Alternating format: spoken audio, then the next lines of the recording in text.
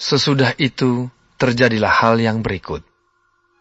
Nabot, orang Yisrael, mempunyai kebun anggur di Yisrael, di samping istana Ahab, raja Samaria. Berkatalah Ahab kepada Nabot, "Berikanlah kepadaku kebun anggurmu itu, supaya kujadikan kebun sayur, sebab letaknya dekat rumahku. Aku akan memberikan kepadamu kebun anggur yang lebih baik daripada itu sebagai gantinya. Atau jikalau engkau lebih suka, aku akan membayar harganya kepadamu dengan uang." Jawab Nabot kepada Ahab, "Kiranya Tuhan menghindarkan aku daripada memberikan milik pusaka nenek moyangku kepadamu." Lalu masuklah Ahab ke dalam istananya dengan kesal hati dan gusar, karena perkataan yang dikatakan Nabot, orang Yisrael itu kepadanya. "Tidak akan kuberikan kepadamu milik pusaka nenek moyangku." Maka berbaringlah ia di tempat tidurnya, dan menelungkupkan mukanya dan tidak mau makan. Lalu datanglah Isabel, istrinya, dan berkata kepadanya, "Apa sebabnya hatimu kesal, sehingga engkau tidak makan?" Lalu jawabnya kepadanya, "Sebab aku telah berkata kepada Nabot, orang Israel itu, berikanlah kepadaku kebun anggurmu dengan bayaran uang. Atau jika engkau lebih suka, aku akan memberikan kebun anggur kepadamu sebagai gantinya." Tetapi sahutnya, "Tidak akan kuberikan kepadamu kebun anggurku itu." Kata Isabel, istrinya kepadanya, Bukankah engkau sekarang yang memegang kuasa raja atas Israel? Bangunlah, makanlah dan biarlah hatimu gembira. Aku akan memberikan kepadamu kebun anggur Nabot, orang Israel itu. Kemudian ia menulis surat atas nama Ahab, memeteraikannya dengan meterai raja, lalu mengirim surat itu kepada tua-tua dan pemuka-pemuka yang diam sekota dengan Nabot. Dalam surat itu ditulisnya demikian, Maklumkanlah puasa, dan suruhlah Nabot duduk paling depan di antara rakyat. Suruh jugalah 2 orang dursila duduk menghadapinya, dan mereka harus naik saksi terhadap dia, dengan mengatakan, Engkau telah mengutuk Allah dan Raja. Sesudah itu bawalah dia keluar, dan lemparilah dia dengan batu sampai mati.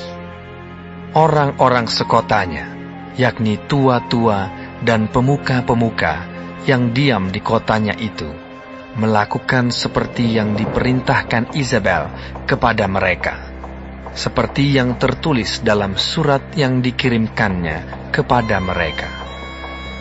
Mereka memaklumkan puasa dan menyuruh Nabot duduk paling depan di antara rakyat. Kemudian datanglah 2 orang, yakni orang-orang dursila itu, lalu duduk menghadapi Nabot. Orang-orang dursila itu naik saksi terhadap Nabot di depan rakyat. Katanya, "Nabot telah mengutuk Allah dan Raja." Sesudah itu, mereka membawa dia keluar kota, lalu melempari dia dengan batu sampai mati. Setelah itu, mereka menyuruh orang kepada Isabel, mengatakan, Nabot sudah dilempari sampai mati. Segera sesudah Isabel mendengar bahwa Nabot sudah dilempari sampai mati, berkatalah Isabel kepada Ahab, Bangunlah, ambillah kebun anggur Nabot orang Israel itu menjadi milikmu. Karena Nabot yang menolak memberikannya kepadamu dengan bayaran uang sudah tidak hidup lagi. Ia sudah mati. Segera sesudah Ahab mendengar bahwa Nabot sudah mati, ia bangun dan pergi ke kebun anggur Nabot, orang Yisrael itu, untuk mengambil kebun itu menjadi miliknya. Tetapi datanglah firman Tuhan kepada Elia, orang Tisbe itu, bunyinya, Bangunlah, pergi pergilah menemui Ahab, Raja Israel yang di Samaria. Ia telah pergi ke kebun anggur Nabot untuk mengambil kebun itu menjadi miliknya. Katakanlah kepadanya demikian. Beginilah firman Tuhan. Engkau telah membunuh serta merampas juga. Katakan pula kepadanya. Beginilah firman Tuhan. Di tempat anjing telah menjilat darah Nabot, di situ jugalah anjing akan menjilat darahmu. Kata Ahab kepada Elia. Sekarang kau mendapat aku, hai musuhku. Jawabnya. Memang, sekarang aku mendapat engkau, karena engkau sudah memperbudak diri dengan melakukan apa yang jahat di mata Tuhan. Sesungguhnya, aku akan mendatangkan malapetaka kepadamu. Aku akan menyapu engkau dan melenyapkan setiap orang laki-laki dari keluarga Ahab, baik yang tinggi maupun yang rendah kedudukannya di Israel. Dan aku akan memperlakukan keluargamu sama seperti keluarga Yerobeam bin Nebat dan seperti keluarga Baisa bin Ahia, oleh karena engkau menimbulkan sakit hatiku dan oleh karena engkau mengakibatkan orang Israel berbuat dosa. Juga mengenai Izebel, Tuhan telah berfirman, anjing akan memakan Izebel di tembok luar Israel. Siapa dari keluarga Ahab yang mati di kota akan dimakan anjing, dan yang mati di padang akan dimakan burung di udara.